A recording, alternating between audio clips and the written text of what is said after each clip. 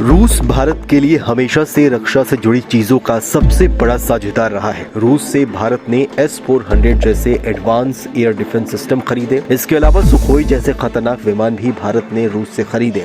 भारत और रूस ने मिलकर ब्रह्मोस मिसाइल सिस्टम भी तैयार किया, जो आज के समय में भारत दुनिया के कई देशों को निर्यात भी कर रहा है। इस बीच भारत और रूस फिर एक बार सुखोई Su-30 MKI विमानों के प्रोडक्शन को शुरू करने जा रहे हैं। इसके साथ ही दोनों देशों की तैयारी है कि इन विमानों को दूसरे देशों को भी बेचा जाए।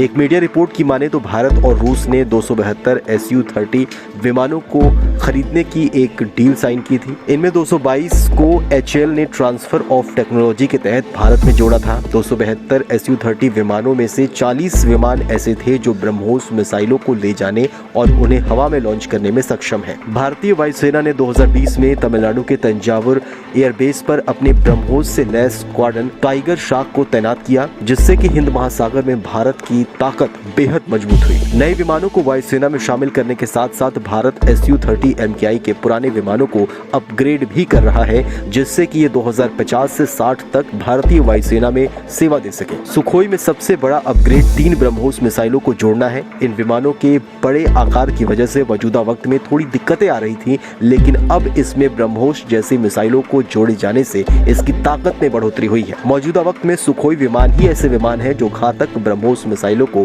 कैरी कर सकते हैं। सबसे बड़ी बात यह है कि भारत अब दूसरे देशों से विमानों को खरीदने की बजाय उन्हें देश में ही बनाने पर जोर दे रहा है।